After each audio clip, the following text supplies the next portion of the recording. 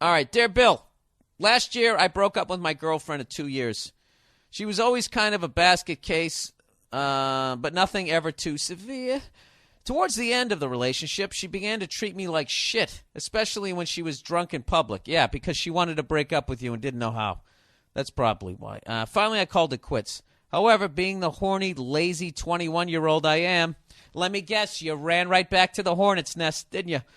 I decided to keep hooking up with her for several months. Everything but sex. Jesus. Yeah, she's slowly tearing the Band-Aid off. This seemingly worked out because we shared a group of friends and everything seemed fine. Yes, I know I was an idiot. All right, I'm going to guess where this is going to go. One night she starts making out with, like, your best friend.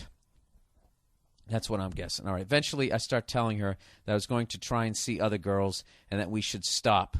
But when it didn't work out with them, I went back to getting with her. Yeah, dude, you're fucking lazy. What are you doing? So finally, after months of this shit, I told her that enough was enough.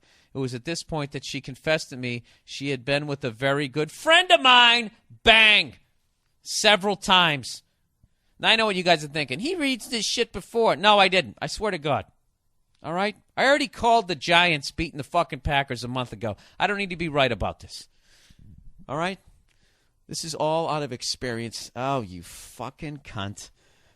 Here we go. With a very good friend of mine several times, both before and after. Oh, before and after our breakup. Now, why did she confess that to you? You know what it is? They're such fucking cunts. She kept you around as, you know, she was getting over you, and now you pulled the ripcord first, which is what she wanted to do. So now what she's trying to do is she's trying to hurt you. So she has to tell you that. They're such cunts. You know something? I wouldn't even know if I broke up with Nia how to somehow insert myself into her friendship with her best friends to fucking ruin that. Anyways, when I asked her questions, she said she made out with him several times and they had a couple of hand jobs / fingering escapades. At this point, I was fucking furious, but I kept my cool. That's good, man. Don't give her that satisfaction. I showed up unannounced at his place the next day and asked him if it was true. He told me that she was lying and that they had only drunkenly made out once after the breakup. I went back and forth between the two of them until finally he fessed up and confirmed that her story was true. I haven't spoken to him since around August, and since then I have ceased contact with the ex-girlfriend and have a new 10 times better girlfriend in my life. More sex, nicer, non-psycho. Good for you. The other day, the guy texted me with this. I was wondering if I could take you to coffee or something soon. I want to apologize in person. If not, I understand. To which I replied, I'll be in touch. This guy was a dear friend of mine, and since I found out about the cheating, he has respectfully kept his distance, despite the fact that he used to be at my place all the time and still hangs out with my roommates. In addition, in the next few months, we'll be working together on a project for school, and there's nothing I can do to change that. What should I do here? I'm not really a grudge-holding kind of guy, but this motherfucker was screwing around with my girl one minute, then hanging out with me the next. In addition, the girl said that the reason she started acting so mean towards me, towards the end of the relationship was because of the guilt she had regarding the cheating. Fucking broads, he writes. And the guy tried to weasel his way out of it when I confronted him with the truth. It's the worst I've ever been betrayed by a friend. I don't know if I could stomach having this guy hanging out with my roommates in my house, knowing what he did.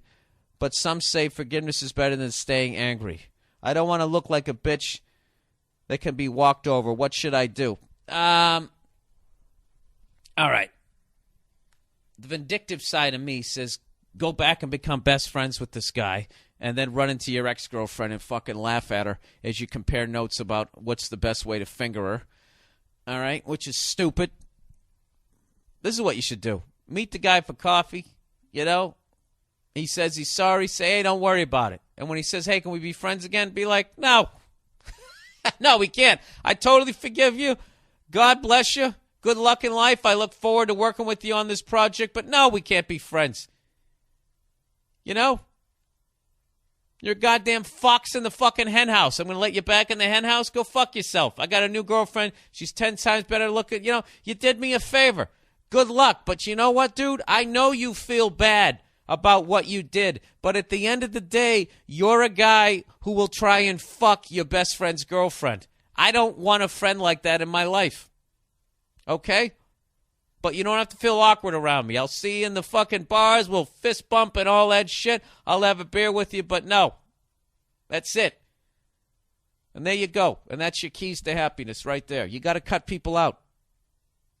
Fuck that guy. If that guy was in the mob, what he did, he would get whacked. Okay? So what you're doing is you're not in the mob. You're going to whack this guy in a way that you're not in the mob, which is you're just like, oh, my God, I'm like so not talking to you. That's what people who aren't in the mob. That's what you got to do. Fuck him. Fuck that guy. You know, I know he's young and fucking immature. I mean, maybe 10 years down the fucking road when he's married and miserable or whatever. Who knows? But, dude, you don't need shit like that. This is your life. Right now, you're trying to find the right fucking woman you're going to spend the rest of your life with, and then you got to put together your fucking untouchables, your group of friends. You want to have friends that you know that if you were away and you said, hey, look after my girl, the guy wouldn't try and fuck her. That's a very hard find. That's a very hard friend to find. And that guy isn't. He flunked the test, the lock the door test. Don't finger my girlfriend when I'm not around test. He flunked it. You're fucking dead to me. But, yeah, forgive the guy so you don't carry this anger around. That's what I would do. But don't let that guy back in. You know, he did it once. He's going to do it again. Right? Frog and the scorpion. Can't help it. It's who I am.